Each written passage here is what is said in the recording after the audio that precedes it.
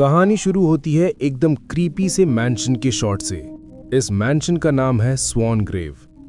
अब इसका नाम स्वॉन ग्रेव यानी स्वॉन की कब्र क्यों है, इसके पीछे एक डार्क सी अफवाह है।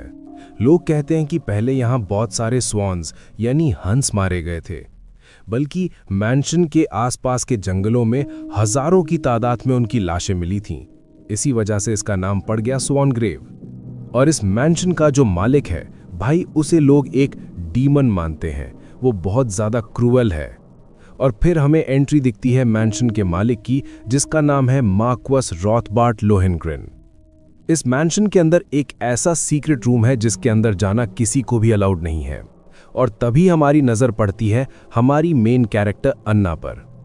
अन्ना उसी फॉरबिडन रूम के ठीक बाहर खड़ी होती है और वो डिसाइड करती है कि फाइनली मैं इस रूम के अंदर जा रही हूँ। और भाई वो चुपके से रूम के अंदर घुस जाती है। अंदर आकर वो सबसे पहले विंडो पर लगे पर्दे हटाती है और कहती है कि वाओ, ये कमरा कितना बड़ा और खूबसूरत है, लेकिन अंधेरा बहुत था। उसे देखकर लगता है कि ये आज भी एकदम साफ सुथरा है, जैसे कोई रोज इसकी सफाई और देखभाल करता हो। फिर अन्ना सोचती है कि चलो, जिस काम के लिए मैं यहाँ आई हूँ वो जल्दी से पूरा करना होगा। और हम देखते हैं कि अन्ना सीधा उस रूम की लाइब्रेरी चेक करने लगती है। वो बुक्स निकालकर देखती है और हमें पता चलता है कि ये कमरा मार्क्वस की वाइफ का हुआ करता था। वही एकलौती इंसान थी जो उस डीमन से प्यार करती थी और उसे अपनाया था, जबकि बाकी सब उससे बस डरते थे। अब ट्विस्ट ये है कि जो उसकी वाइफ थी वो एक स्वॉन थी। बेसिकली वो एक अलग ही दुनिया से आई थी और उस दुनिया से आए लोगों को इस वर्ल्ड में स्वॉन्स कहा जाता है। और आयरनी यानी अजीब बात यह है कि मार्कोस खुद इन स्वॉन्स का शिकार करता है। जब वो उससे पहली बार मिली थी तो उसे खूब लड़ती झगड़ती थी, लेकिन धीरे धीरे इन दोनों के बीच प्यार हो गया। फिर उसने मार्कस के बच्चे को जन्म दिया और उसके बाद उसकी मौत हो गई। और उसकी मौत के बाद से ही मार्कस वापस अकेला पड़ गया और उसने इस कमरे को हमेशा के लिए बंद कर दिया। तो भाई सीन वापस प्रेजेंट में आता है। एना अभी भी उस रूम में है और पूरी बुक शेल्फ बुक स्लैब छान रही है। वो परेशान होकर सोचती है, अरे यार, यहाँ तो वो चीज है ही नहीं, आखिर कहाँ हो सकती है? मुझे जल्दी ढूंढना पड़ेगा, मेरे पास कोई और ऑप्शन नहीं है। और भाई ये बोलकर वो पूरे कमरे में इधर उधर तेजी से घूमने लगती है, किसी चीज को ढूंढते हुए। तभी उसकी नजर एक बॉक्स पर पड़ती है। वो सोचती है, हाँ शायद इसके अंदर हो। लेकिन फिर अचानक उसे एक कांच के केस के अंदर एक किताब दिखती है और उसे देखते ही आना को लगता है शायद इसी में वो रास्ता लिखा हो कि मैं अपनी दुनिया में वापस कैसे जा सकती हूँ। हाँ भाई, यहाँ होता है एक बड़ा रिवील। हमारी एना भी एक स्वॉन है, मतलब वो भी दूसरी दुनिया से यहाँ आई है। तो एना परेशान हो जाती है कि अब इस किताब को यहाँ से बाहर कैसे निकालूं। वो उस केस की चाबी को आसपास ढूंढने लगती है। तभी उसकी नजर दीवार पर लगी एक पेंटिंग पर जाती है जो मार्कस की वाइफ की थी। और भाई ठीक उसी टाइम बाहर से आवाजें आने लगती हैं। सारे नौकर और गार्ड्स मिलकर मार्कस का वेलकम कर रहे होते हैं। और लो भाई, मार्कस आ चुका है। वो आते ही अपने बटलर को कहता है, ये पकड़ो, मुझे जरूरी काम है, मुझे सबसे पहले अपनी वाइफ के रूम में जाना है, उससे मिलना है। और सीन वापस कट होता है रूम के अंदर। एना अभी भी उस पेंटिंग को ही घूर रही थी। वो हैरान होकर सोचती है, भाई ये क्या लॉजिक है? कोई एक पेंटिंग के ऊपर एक असली डायमंड की रिंग कैसे लगा सकता है? वो ये सब सोचकर बहुत क्यूरियस हो जाती है। लेकिन तभी उसे दरवाजे के बाहर से किसी के आने की आहट सुनाई देती है। ये देखते ही एना के तो तोते उड़ जाते हैं। वो बिल्कुल शॉक हो जाती है। वो घबराते हुए कहती है, अबे इतनी जल्दी मास्टर कैसे आ गए? मुझे कुछ करना होगा, मुझे कहीं छुपना पड़ेगा। और भाई वो फौरन भागकर पर्दे के पीछे छुप जाती है। और दूसरी तरफ हम देखते हैं मार्क्वस को, जो उसी रूम के अंदर एंटर करता है। वो आते ही कहता है, इस कमरे में इतनी रोशनी कैसे है? इस खिड़की के पर्दे खुले कैसे हैं? फिर वो खुद ही सोचता है, लगता है बटलर इसे बंद करना भूल गया होगा। खैर छोड़ो, मुझे उससे फर्क नहीं पड़ता। और ये कहकर वो वहां पर एक मोमबत्ती यानी कैंडल जलाने लगता है। और भाई इस मोमबत्ती की रोशनी में उसका जो लुक आ रहा था ना, कसम से बहुत ही ज्यादा खतरनाक लग रहा था। उस रोशनी में मार्क्वेस को देखकर अना सोचती है, भाई ये तो एकदम किसी वैम्पायर जैसा लग रहा है। और तभी अना जो पर्दे के पीछे छुपी हुई थी अपना मुंह बंद कर लेती है। वो सोचती है, आखिर ये क्या है? ये किस टाइप की स्मेल, यानी गंध आ रही है? ये तो बहुत अजीब स्मेल है। मेरा दम घुट रहा है। ऐसा लग रहा है मेरी बॉडी अंदर से वीक हो रही है, कमजोर हो रही है। वो स्मेल को जितना इग्नोर करने की कोशिश करती है उतना ही उसे महसूस होती है। और अचानक उसे कुछ होता है। वो पूरी तरह शॉक हो जाती है, क्योंकि पर्दे के बाहर कुछ अजीब सी आवाज आ रही होती है। वो सोचती है, इस टाइप का साउंड यहां कैसे आ सकता है? और भाई वो जैसे ही पर्दे से थोड़ा सा बाहर झांकती है, उसके होश उड़ जाते हैं। वो बिल्कुल शॉक हो जाती है। हम देखते हैं कि मार्क्वेज अपने कपड़े उतार चुका होता है और अपनी मरी हुई बीवी की फोटो को घूरते हुए उसके हाथ अपने जिस्म पर अजीबोगरीब हरकतें करने लगते हैं। उसके मुंह से हल्की गहरी सांसें निकलने लगती हैं। ये सीन देखकर अन्ना की रूह कांप जाती है। वो मन में कहती है, आखिर कोई ऐसा कैसे कर सकता है? उसकी बीवी मर चुकी है और उसकी फोटो को देखकर कोई ऐसी घिनौनी हरकत कैसे कर सकता है? लेकिन दूसरी तरफ मार्केस को कोई फर्क नहीं पड़ता। वो बस अपनी वाइफ की फोटो को देखते हुए अपने काम में लगा रहता है। और बेचारी आना, उसकी आंखों के सामने ये सब कुछ हो रहा होता है। वो अपने मुंह को जोर से दबा लेती है और सोचती है, मैं और खुद को होल्ड नहीं कर पाऊंगी। सच में मैं यहाँ क्या देख रही हूँ? ऐसा लगता है मैं अब बेहोश हो जाऊंगी। मुझसे और सहा नहीं जाता। और अगर मैंने यहाँ जरा सी भी आवाज निकाली तो वो मुझे सुन लेगा। वो ये सब अपने मन में सोच रही होती है कि तभी गलती से उसका पैर पर्दे से हल्का सा बाहर निकल जाता है और मार्केस, उसकी नजर उस पैर पर पड़ जाती है। उसने आना को नोटिस कर लिया। अगले ही पल मार्केस उसके बाल पकड़ता है और उसे खींचकर बाहर निकाल लेता है। वो गुस्से में चिल्लाता है, तुम्हारी हिम्मत कैसे हुई इस रूम के अंदर आने की? सच में तुम जैसे गंदे खून वाले लोग मेरी वाइफ के कमरे में कैसे आ सकते हो? हिम्मत कैसे हुई तुम्हारी? बेचारी आना चिल्लाई जा रही होती है, मास्टर प्लीज मुझे माफ कर दो, मैं तो बस सफाई करने के लिए आई थी। लेकिन मार्केस कुछ नहीं सुनता। वो उसके बाल पकड़कर उसे घसीटते हुए ले जाता है और कहता है, तुम जैसे घिनौने लोग मेरी वाइफ के रूम में नहीं आ सकते और ना ही मेरी वाइफ तुम्हें कभी एक्सेप्ट करेगी। आना अब बहुत ज्यादा डर जाती है।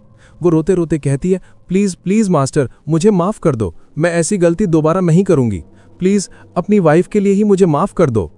और भाई जैसे ही वो वाइफ का नाम लेती है, मार्केस वहीं रुक जाता है।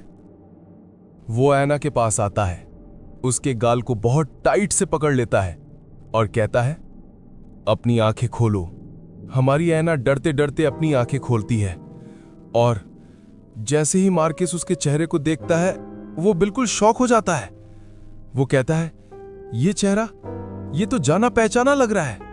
और दूसरी तरफ ऐना को भी अचानक कुछ अजीब सा फील होने लगता है। वो सोचती है, ये क्या है? मेरी बॉडी इतना अजीब सा रिएक्ट क्यों कर रही है? और तभी उसके मन में मार्केस को लेकर कुछ अजीब से ख्याल यानी थॉट्स आने लगते हैं। वो घबरा जाती है। ये किस टाइप का ख्याल मेरे मन में आ रहा है? नहीं, ऐसा नहीं हो सकता। आखिर ये है क्या? तभी उसे याद आता है, कहीं ये उस स्मेल की वजह से तो नहीं हो रहा जो मैंने थोड़ी देर पहले सूंघा था। और अचानक वो कहती है, नहीं, मुझसे और कंट्रोल नहीं हो रहा। ऐना की हालत खराब हो रही थी। वो सोचती है, मैं इसकी बॉडी और इसकी आंखों की तरफ देख नहीं पा रही। और भाई अगले ही पल वो अपना सारा कंट्रोल खो देती है। वो आगे बढ़ती है, मार्केस को पकड़ती है और उसे किस करना शुरू कर देती है। ये देखते ही मार्केस को गुस्सा आ जाता है। वो उसका गला पकड़ के उसे नीचे लिटा देता है और चिल्लाता है, तुम्हारी हिम्मत कैसे हुई ऐसा करने की? लेकिन तभी वो कुछ सोचकर रुक जाता है। वो मन में कहता है, नहीं, ऐसा हो सकता है ये सब उस चीज के कारण हो रहा है। रोमांटिक यानी इंटेंस म्यूजिक स्टार्ट्स होता है और भाई अगले ही पल वो ऐना के ऊपर आ जाता है।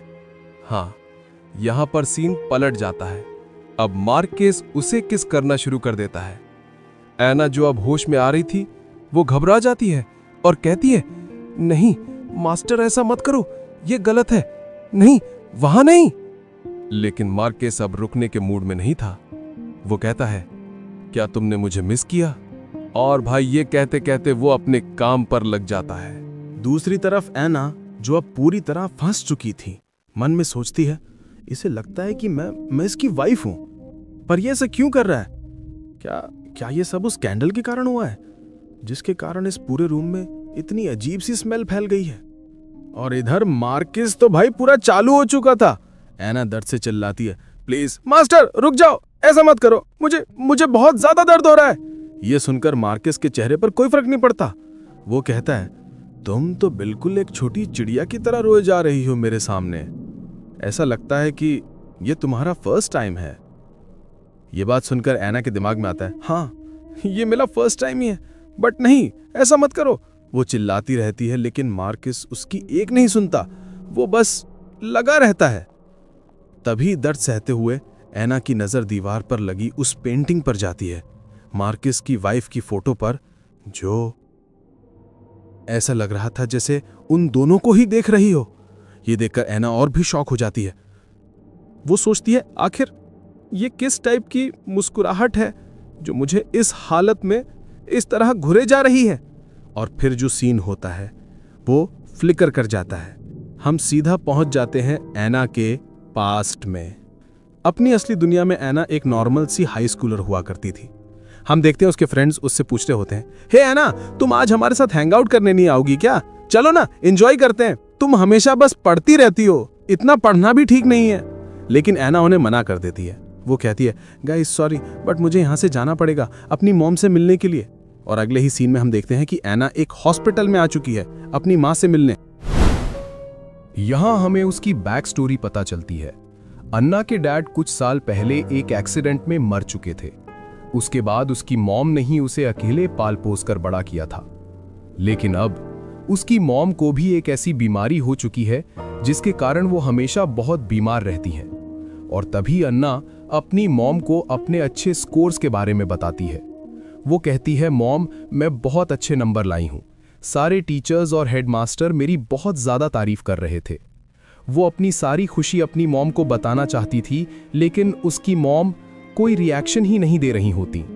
और हम देखते हैं कि कुछ टाइम बाद उसकी मॉम भी चल बसती हैं। ये देखकर हमारी अन्ना पूरी तरह से टूट जाती है। इस मुश्किल टाइम में हमें एक और लड़के को दिखाया जाता है जो अन्ना का बेस्ट फ्रेंड भी है और शायद लवर भी। वो उससे पूरा सपोर्ट करता है, लेकिन अन्ना डिप्रेशन में होती है। वो रोती हुई कहती है, सच में मेरी लाइफ कभी खास थी ही नहीं, हमेशा से बेकार थी।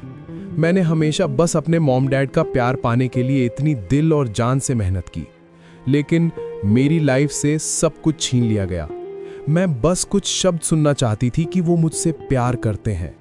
और ये बोलकर वो फूट फूट कर रोने लगती है। उसका बॉयफ्रेंड उसे शांत करवाता है, बस मत रो, मैं तुम्हारे साथ हूं, टेंशन मत लो। हम अन्ना की आंखों में साफ देख सकते हैं कि वो अंदर से बिल्कुल मर चुकी है। वो कहती है, मेरी लाइफ में कुछ खास नहीं बचा, लेकिन मेरी मौत मैं खुद डिसाइड करूंगी, और मरने के बाद मैं अपने पेरेंट्स के पास ही खुद को दफनाऊंगी। और तभी हमारी प्रेजेंट वाली अन्ना की आवाज आती है।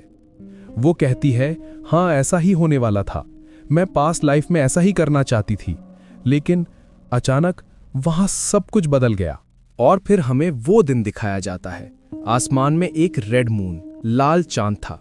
एना और उसका बॉयफ्रेंड एक साथ थे कि तभी वो दोनों टेलीपोर्ट हो जाते हैं। दोनों एक नई जगह पर आकर बिल्कुल शॉक में थे। आखिर हम लोग यहाँ क्या कर रहे हैं? ये कौन सी जगह है? क्या ये अर्थ है? लेकिन तभी उनकी नजर आसमान पर जाती है, जहां पर 1, 2 नहीं 3 चांद, 3 मून्स थे। ये देखते ही उनके होश उड़ जाते हैं। उन्हें समझ आ जाता है कि वो किसी दूसरी ही दुनिया में आ चुके हैं। और एना, जिस बेचारी ने कुछ टाइम पहले ही अपने मॉम डैड को खोया था, वो इस नए सदमे से बिल्कुल ही शॉक हो जाती है। तो भाई एना का पास्ट लाइफ फ्लैशबैक यहीं पर कट हो जाता है। अब हम वापस प्रेजेंट सीन में आते हैं। हम देखते हैं कि एना सोकर उठ चुकी है, लेकिन वो बहुत कंफ्यूज्ड है। वो कहती है, आखिरकार मैं कहां पर हूं? क्या मैं मेड्स के रूम में हूं? मेरी बॉडी इतनी हैवी, भारी फील क्यों हो रही है? सच में मुझे कुछ समझ नहीं आ रहा। और तभी पीछे की तरफ से मार्क्वेस उसे पकड़कर अपनी तरफ खींच लेता है और यहाँ हमें पता चलता है कि एना मार्क्वेस के बेडरूम में थी। एना एकदम घबरा जाती है और कहती है, आखिर मैं यहाँ क्या कर रही हूँ? और तभी उसे कल रात की सारी बातें याद आने लगती हैं कि कल रात उसके साथ क्या क्या हुआ था।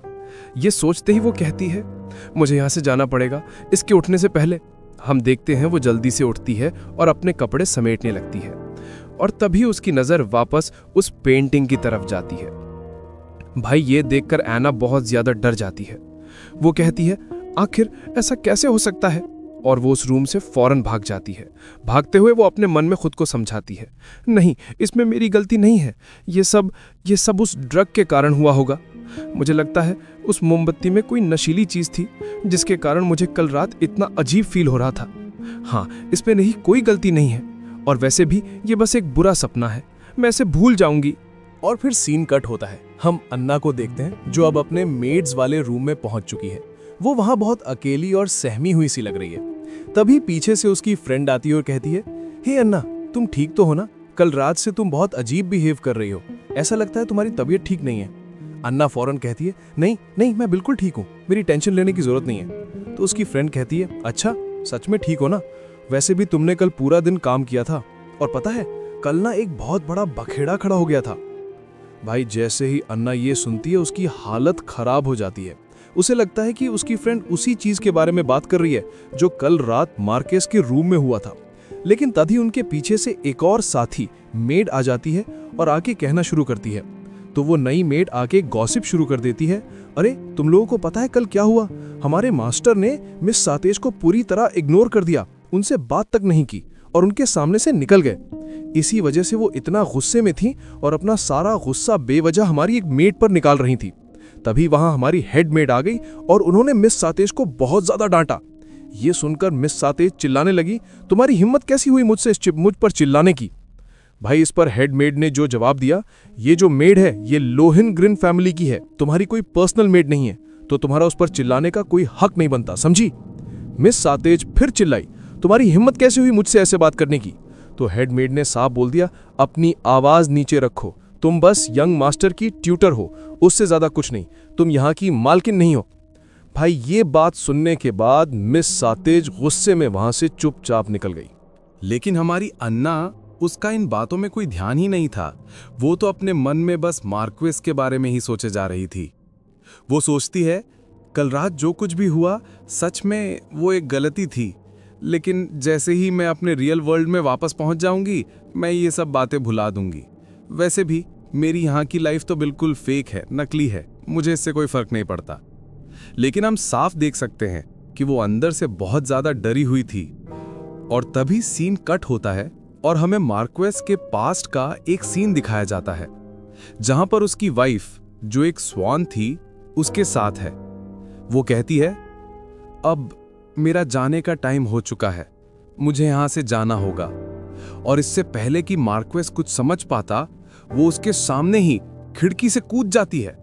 मार्क्वेस चिल्लाता है, नहीं प्लीज रुक जाओ, मुझे छोड़ के मत जाओ, ऐसे मुझे अकेला छोड़ के मत जाओ। लेकिन तब तक वो इससे गुड बाय बोलकर चली जाती है। यहां हमें पता चलता है कि उसकी वाइफ मरी नहीं थी, वो बस अपने रियल वर्ल्ड में वापस चली गई थी। और हम वापस मार्क्वेस को देखते हैं जो ये सब सपने में देख रहा होता है। वो अचानक से सपने से उठ जाता है और कहता है, आखिर ये क्या था? तभी उसकी नजर अपने बदन पर पड़ती है जहां पर काटने यानी बाइट के बहुत सारे निशान थे जो किसी और ने नहीं बल्कि कल रात अन्ना ने ही बनाए थे। ये देखकर मार्क्वेस अपने सर को पकड़ लेता है और दुख भरी आवाज में कहता है, आखिरकार क्यों?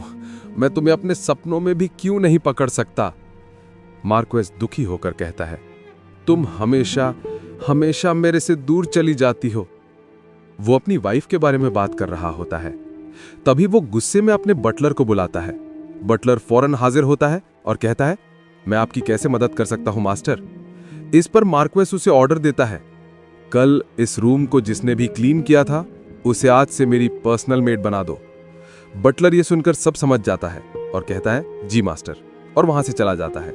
उसके जाने के बाद मार्क्वेस वापस अपनी वाइफ की फोटो को देखना शुरू करता है और कहता है, तुम मुझसे कितना भी दूर निकल जाओ, मैं हमेशा तुम्हारा पीछा करते हुए तुम्हारे पास आ जाऊंगा। मैं तुम्हें खुद से छुपने नहीं दूंगा, तुम्हें मैं अपना बनाकर ही रहूंगा, भले ही उसके लिए मुझे कुछ भी क्यों ना करना पड़े। और भाई यहां होता है चैप्टर का सबसे बड़ा रिवील। जब हमें उसकी वाइफ की फोटो दिखाई जाती है तो वो बिल्कुल 100% हमारी एना की तरह दिख रही होती है। सीन कट बटलर के पास। दूसरी तरफ हम बटलर को देखते हैं जो मार्क्वेस के कपड़े समेट रहा होता है और बेड को ठीक कर रहा होता है। तभी वो नोटिस करता है कि जो बेड है वो पसीने से बिल्कुल गीला हो रखा होता है। बटलर ये देखकर शॉक हो जाता है और सोचता है, आखिर ये कैसे हो सकता है? क्या मास्टर ने अपनी वाइफ को वापस पा लिया है? क्या वो रीइंकार्गेशन एक्सपेरिमेंट जो वो कर रहे थे, क्या वो सफल हो गया है? वो ये सोचते हुए उस वाइफ की फोटो को देखता है और कहता है, 10 साल पहले उसकी वाइफ मर चुकी थी। और सीन कट होके सीधा 10 साल पुराने फ्लैशबैक में जाता है। हम देखते हैं कि मार्क्वेस अपनी वाइफ की फ्यूनरल में खड़ा है और बहुत ज्यादा अपसेट है। तभी उसका बटलर वहां आता है और मार्क्वेस के डैड से बात करता है। बटलर उसके डैड से कहता है, मैंने सारी तैयारी कर दी है और मैंने हर किसी को बता दिया है कि मार्शियस अपने बच्चे को पैदा करने के बाद ही मर गई है। इस पर उसका डैड कहता है, हाँ तुमने सही किया। और पास्ट के अंदर एक और पास्ट दिखाया जाता है, सीन रिवाइंड होता है। ये सीन फ्यूनरल से पहले का है। मार्क्वेस के डैड और बटलर आपस में बात कर रहे होते हैं। बटलर कंफ्यूज होकर पूछता है, सर आखिर ये कैसे हो सकता है? वो कहाँ चली गई? उनकी बॉडी तो यहाँ है ही नहीं। हम उनके फ्यूनरल की तैयारी कैसे कर सकते हैं? ये सुनने के बाद मार्क्वेस का डैड ऑर्डर देता है, तुम बस सबके सामने ये दिखावा करो कि वो बच्चा देते टाइम मर गई है और हम उस वजह से उसका फ्यूनरल रख रहे हैं। बटलर कहता है, हाँ मैं समझ चुका हूं। वापस फ्यूनरल वाले फ्लैशबैक में और हम देखते हैं कि ये लोग वही कर रहे होते हैं। मार्क्वेस उस फ्यूनरल में आया तो होता है, लेकिन वो दुखी नहीं बल्कि बहुत ज्यादा गुस्से में होता है। क्यों? ट्विस्ट, क्योंकि उसे असलियत पता होती है। उसे पता होता है कि उसकी वाइफ मरी नहीं थी, बल्कि वो उससे छोड़कर अपने रियल वर्ल्ड में वापस चली गई थी और इसी गुस्से की वजह से वो वहां खड़ा था। और फिर ये सीन यहीं पर ब्रेक कर जाता है। तो भाई सीन वापस प्रेजेंट में आता है। हम देखते हैं बटलर मार्क्वेस से पूछ रहा होता है, मास्टर क्या आपका एक्सपेरिमेंट सफल रहा? और मार्क्वेस वो अपने मन में सोच रहा होता है, आखिर मेरी वाइफ और वो लड़की एना बिल्कुल एक जैसे सेम टू सेम कैसे दिख सकते हैं? और क्या उसकी मेमोरी लॉस हो चुकी है? क्या इसी वजह से वो कल रात ऐसा अजीब रिएक्ट कर रही थी? हाँ भाई, मार्क्वेस को लग रहा है कि एना ही उसकी वाइफ है जो दूसरी दुनिया से वापस आई है, लेकिन इस बार अपनी याददाश्त खो चुकी है। लेकिन हमें तो पता है असलियत क्या है। तभी मार्क्वेस अपने बटलर को जवाब देता है, नहीं, एक्सपेरिमेंट सफल नहीं रहा, फेल हो चुका है। यह सुनकर बटलर कहता है, ओह अच्छा मास्टर, मैं समझ चुका हूं। लेकिन जैसे ही बटलर जाता है, मार्क्वेस मन में सोचता है, नहीं, यह पूरी तरह से फेल नहीं हुआ है। मुझे अभी उसके बारे में बहुत कुछ जानना है। ये ऐसे ही खत्म नहीं हो सकता। मैं उस चेहरे को हासिल करके रहूंगा। जो चेहरा मैंने देखा, मैं उसे नहीं भुला सकता। ये तुम ही हो, मैं तुम्हें पाके रहूंगा, भले ही मुझे उसके लिए कुछ भी करना पड़े। और फिर सीन कट होता है।